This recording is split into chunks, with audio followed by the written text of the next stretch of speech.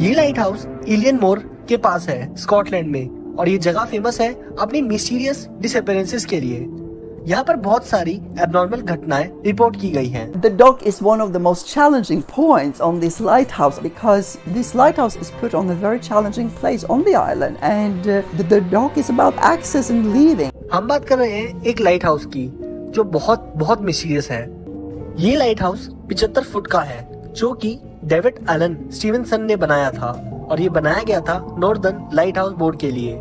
सबसे पहले जानते हैं लाइट हाउस का काम क्या होता है। लाइट हाउस का काम होता है बोट्स शिप्स को सिग्नल देने का कि कहाँ वाटर में डेंजर एरियाज हैं। साथ ही नेविगेशन का काम होता है लाइट हाउस का। ये लाइट हाउस एक टावर होता है जिसके ऊपर एक ब्राइट लाइट लगी होती है। ये लाइट हाउस बदनाम है यहाँ गायब हुए वर्कर के लिए। सबसे पहला किस्सा सामने आया सन 1900 के दिसंबर के महीने में, जब आर्क्टर नाम का स्टीमर इस लाइट हाउस के पास से गुजर रहा था। इस स्टीमर के कैप्टन ने देखा कि लाइट हाउस वर्क नहीं कर रहा, जबकि रूल के हिसाब से लाइट हाउस हमेशा वर्किंग होना चाहिए, क्योंकि आइलैंड्स पर लाइट हाउस का काम एक तरह से ट्रैफिक सिग्नल की तरह होता है जो शिप्स को इंडिकेट करता है। अब ये चीज कैप्टन ने लाइट हाउस की एजेंसी को कन्वे की। क्योंकि लाइट हाउस पर वर्कर और इनकी मेंटेनेंस एजेंसी के थ्रू होती है, तो सारी रिस्पॉन्सिबिलिटी ऐसी एजेंसीज की होती है। साथ में लाइट हाउस की मेंटेनेंस भी एजेंसी के थ्रू ही की जाती है। एजेंसी को जब ये बात पता चली तो वो हैरान हो गई, क्योंकि एजेंसी ने एक हफ्ते पहले ही 3 वर्कर को इस लाइट हाउस की ड्यूटी के लिए अलॉट किया था और वो लाइट हाउस पहुंच गए थे। 3 लोगों को तैनात किया गया था इस लाइट हाउस की रखवाली के लिए, जो थे विलियम मैकार्थर, थॉमस मार्शल और जेम्स डुकाट।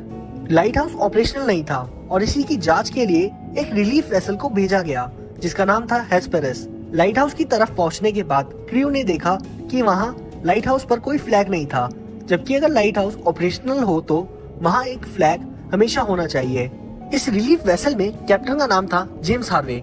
इन्होंने कई बार लाइट हाउस पर रह रहे कीपर को सिग्नल दिया जिससे वो बाहर आकर देखे और अपनी कुछ सूचना दे, इसलिए कैप्टन हार्वे ने फ्लेयर चलवाई, जिसके बाद भी कोई रिस्पांस नहीं आया। फिर लास्ट अटेम्प्ट के लिए कैप्टन ने जोर जोर से शिप का हॉर्न बजाया, पर तब भी कोई रिस्पांस नहीं आया। आखिरकार कैप्टन और क्रू को लाइट हाउस के आइलैंड पर उतरना पड़ा। जब वो लाइट हाउस के पास पहुंचे तो उन्होंने देखा कि कुछ भरी हुई सप्लाई क्रेट्स बाहर रखी हुई थी, जबकि वहाँ खाली सप्लाई क्रेट्स होनी चाहिए थी।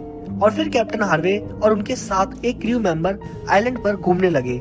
वहाँ उस टीम के अलावा और कोई नहीं था।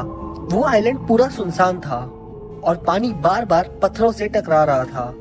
उस शोर की गूंज पूरे उस आइलैंड पर थी। लाइट हाउस के अंदर जाने के दोनों एंट्रेंस अंदर की ओर से बंद थे। बहुत देर तक खटखटाने के बाद इसके एंट्रेंस तोड़े गए और अंदर कोई नहीं मिला। अंदर का माहौल कुछ यूं था कि लैंप की दोनों रिफिल्स साफ करके रखी गई थी। दोनों घड़ी बंद हो गई थी। बेड्स के ऊपर रखी चादर सब ऐसे थी मानो जैसे कोई अभी अभी उठकर गया हो। एक चेयर वहाँ पर गिरी हुई थी। ये सब चीजें बहुत अजीब थी। एक सवाल जो कैप्टन हार्वे को जाते ही बड़ा सता रहा था वो ये था कि अगर घड़ी खराब होनी थी तो वहाँ एक भी हो सकती थी, पर दोनों घड़ी एक साथ खराब हुई, जो कि एक इत्तेफाक हो सकता है। पर इस आइलैंड को इतना मिस्टीरियस माना जाता है तो इत्तेफाक को मानना थोड़ा मुश्किल है। कहानी में अभी तो और भी राज थे जो खुलने थे। पूरे लाइट हाउस में और आइलैंड में उन 3 आदमियों का कोई सुराग नहीं मिला। वापस निकलते समय लाइट हाउस से हार्वे ने देखा कि बाहर जाने वाले गेट पर एक ओवरकोट टंगा हुआ था और बाकी 2 खाली थे, जिसका मतलब एक व्यक्ति तो लाइट हाउस में रुका था। रूल के हिसाब से लाइट हाउस पर एक ना एक व्यक्ति तो होना ही चाहिए और शायद 2 व्यक्ति जब लाइट हाउस से निकले होंगे तो वहाँ एक व्यक्ति तो जरूर रुका होगा। पर वहाँ एक व्यक्ति की मौजूदगी का सामान तो था, पर वहाँ वो व्यक्ति नहीं था। ये 3 व्यक्ति कहाँ थे किसी को नहीं पता। आसपास के आइलैंड पर इन 3 लोगों की तलाश शुरू हुई। अब तक क्रू मेंबर्स समझ चुके थे कि यहाँ कुछ तो एबनॉर्मल हुआ है। अब आगे की कार्रवाई नॉर्दर्न लाइट हाउस बोर्ड को करनी थी, क्योंकि कैप्टन हार्वे ने इन 3 लोगों की गुमशुदगी को नॉर्दर्न लाइट हाउस बोर्ड को टेलीग्राम कर दिया था। अब इस केस में इन्वेस्टिगेशन होनी थी। ये केस अब नॉर्दर्न लाइट हाउस के सुपरिटेंडेंट को दिया गया, जिनका नाम था रॉबर्ट म्यूरहेड, क्योंकि रॉबर्ट ने ही इन तीनों लोगों को इस एजेंसी में रिक्रूट करवाया था और ये इन तीनों को पर्सनली जानता था।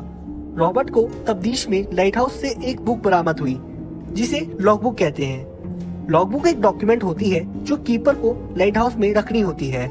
इस बुक में मौसम से रिलेटेड लाइट हाउस से रिलेटेड सारी चीजें रिकॉर्ड करनी होती है। रॉबर्ट को इस लॉग बुक में लास्ट एंट्री 15 दिसंबर की शाम की मिली। उसके बाद इस बुक में कोई एंट्री रिकॉर्ड नहीं थी।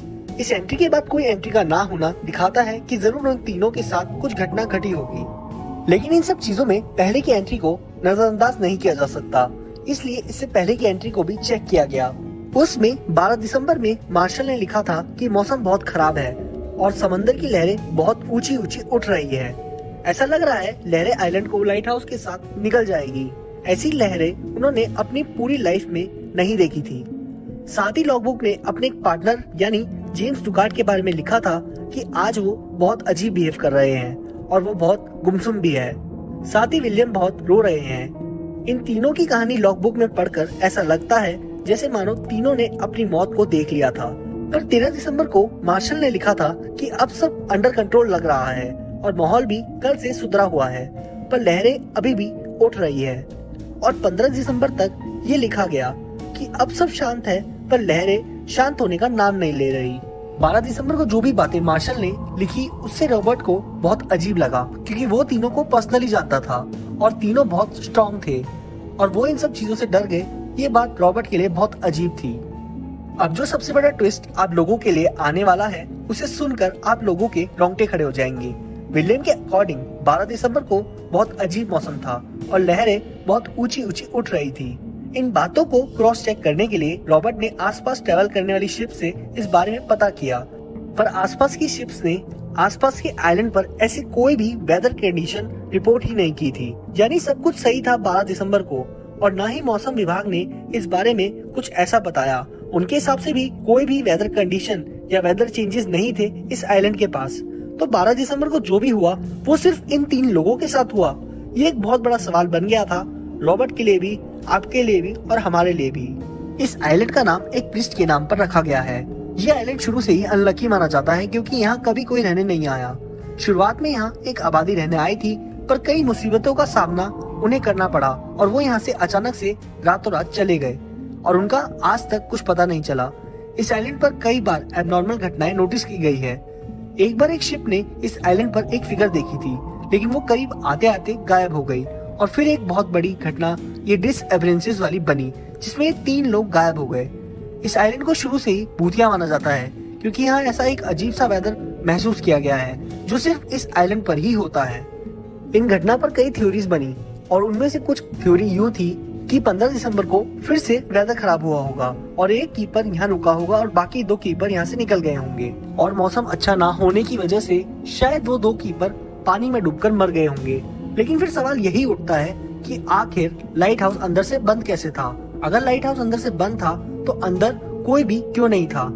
ये इंसिडेंट एक बहुत बड़ी मिस्ट्री बनकर रह चुका है और ये सारी इंफॉर्मेशन विकिपीडिया पर भी पोस्टेड है। साथ ही इस पर एक मूवी भी बनाई गई है जिसका नाम है द वैनिशिंग, जो आपको जल्द ही हमारे टेलीग्राम के चैनल पर मिल जाएगी। मिस्टीरियस और एबनॉर्मल घटनाओं पर कुछ लोग यकीन करते हैं, पर कुछ लोग इसे सिर्फ एक इत्तेफाक समझते हैं। ऐसे इंसिडेंट कई बार हमारे अर्थ पर हुए, जैसे EWF 513 वासु भानोट ने टाइम ट्रेवल किया और एक मिस्टीरियस मैन जो टॉयलेट से आया था।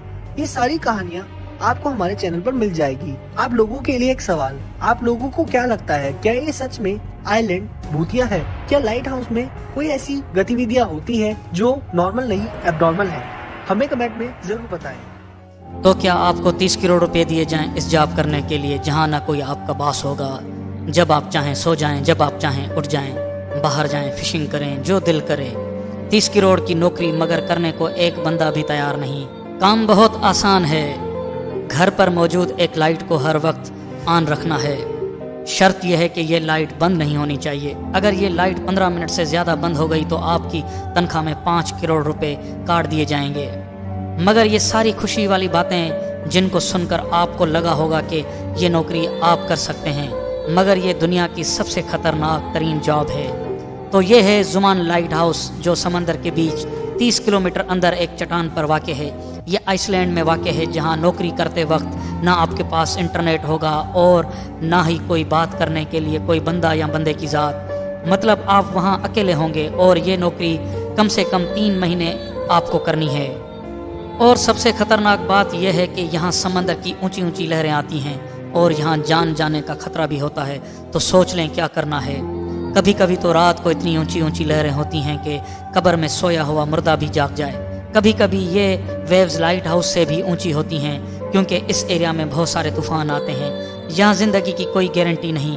देखें, ये जो तस्वीर ली गई है, एक बंदा जो नौकरी कर रहा था उसकी रेस्क्यू करने के वक्त की तस्वीर है। तो दोस्तों, ये सब कुछ जानने के बाद आप लोगों की हिम्मत होगी इस जॉब को अप्लाई करने के लिए या जॉब करने के लिए। सोच तो आप लोग रहे होंगे कि ऐसा क्या ज़रूरत पड़ी इस लाइट हाउस को बनाने की, और ऐसा क्या है जो ऐसे जगह बनाया गया है।